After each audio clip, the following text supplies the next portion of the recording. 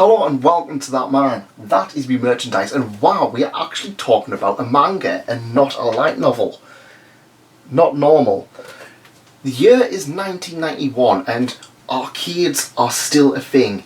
I was entirely 3 years old at that point. It's weird. People always look fondly back on arcades, and I'm kind of like, oh well, I'm a huge gamer. But arcades were never a huge thing for me. I remember we had some arcades down the seafront, but we never really went there.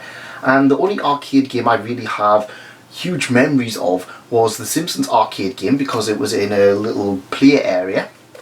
And I think it was Rainbow Islands. I remember playing them, and it was kind of more of a holiday thing. But for a lot of people, getting a high score on an arcade machine is a huge, massive feat. It's a massive ambition in life, and I don't think that's anything to be scoffed at or sniffed at. I absolutely love the idea of arcades. One of my favourite conventions every year is the Northeast Retro Gaming Fair, which has dozens and dozens of arcade machines. But I picked up High Score Girl because it's an interesting title. Now, I haven't read this before, but I have watched season 1 of the anime. I believe season 2 actually got released a few months back. I don't know. Netflix isn't very good at actually updating people on what's actually out for their titles. But you know what? I enjoyed it, and I really wanted something new to read. So I picked up High Score Girl by Rensuke Oshikiri and distributed by Square Enix Manga. You know, the guys who make Dragon Quest and Tomb Raider, and that's about it. I can't remember anything else. Final Fantasy, they still tread out Final Fantasy every other year. But High Score Girl is about the good old days of gaming. A young boy is almost undefeated when it comes to Street Fighter 2. However, after getting so many wins, he comes across a young girl. A quiet girl. A girl he's in his class, but he doesn't know much about her. She doesn't really socialise with the other girls or the other class members, and he's just kind of like, oh. Now, let's face it, he's rather toxic. He's like, well, this is my haunt, this is my cool place where I go to let off steam. I am the lord of this realm. And she absolutely beats the crap out of him in Street Fighter 2. This unleashes a rather unique and interesting relationship between the two characters. What I loved about this is how the artwork makes so many characters look absolutely ugly. One of the things we kind of notice with this series is that this young girl, she doesn't talk.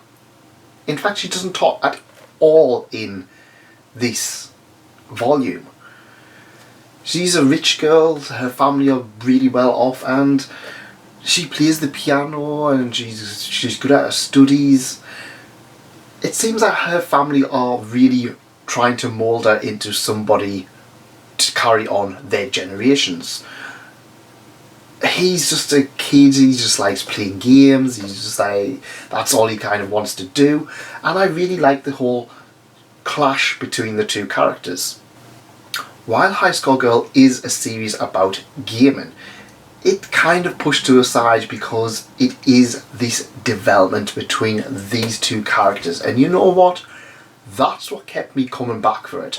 Like I said, I have absolutely zero nostalgia for Street Fighter 2. I actually had a Super Nintendo, but we never played it.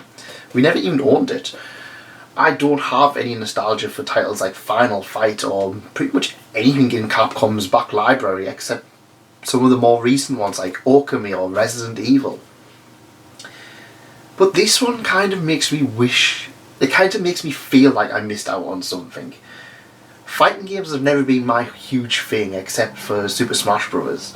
But I kind of miss these days of being able to go to an arcade and play Street Fighter 2 against somebody else. And that's one of the beauties of this thing, it takes place in 1991. I believe this series continues on and we get into the console wars, like we get into the PlayStation versus the N64 and the Dreamcast and stuff like that. I remember that being a huge thing when there was things going on later on where they're just like, oh, I'm going to save all my money for this game, and it kind of like, I really like that whole idea of it. I really like the characters in this, and that is what's going to keep you going back to this series. This young girl she doesn't talk, there's only one moment in the entire of this when she even makes a sound. You can tell she's lonely, and you can tell she's kind of reserved, pulled away from the rest of the kids because of her upbringing. And being able to play games is the only outlet she actually gets in life. Compromise this with this angry kid, a kid who immediately is toxic, but then as he grows, as these two characters get closer together, things start to change with him, and he ends up finding the friend he actually really wanted in this young girl. And it's one of these things about toxic kids being toxic because they genuinely don't have any social ways of doing stuff. They don't have any outlet of being able to converse with friends. This kid isn't a popular kid. He's a gamer kid, and he's treated quite horribly by all the other kids in that aspect, to the point that they all go to an amusement park and he's just kind of there to fill out the numbers to make somebody else look better.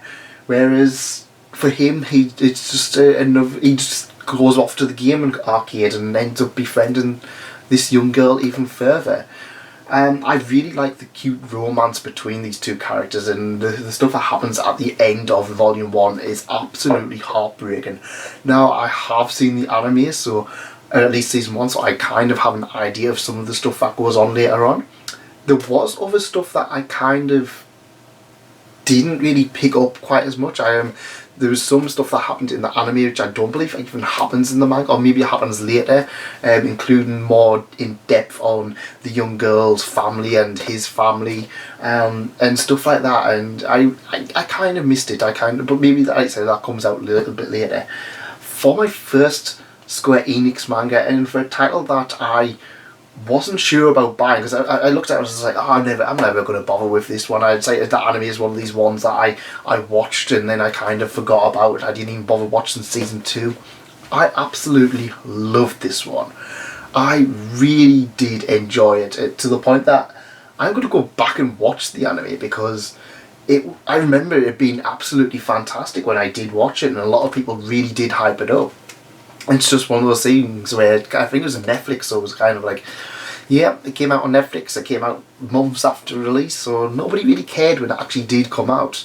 It got a little bit of a, yay, this is out, and that was it. But honestly, I really enjoyed my time with High Score Girl, and if you enjoy games, if you enjoy gaming, and if you have some nostalgia to the arcades or even fighting games, I would 100% recommend checking this one out. Even not, if you like slice of life, another one well worth picking up. And that's it from me. If you did enjoy this, please leave a like, please consider subscribing, and let me know what you thought of High Score Girl if you've read it. And I will see you next time. Thanks for coming, and thanks again for staying. Goodbye.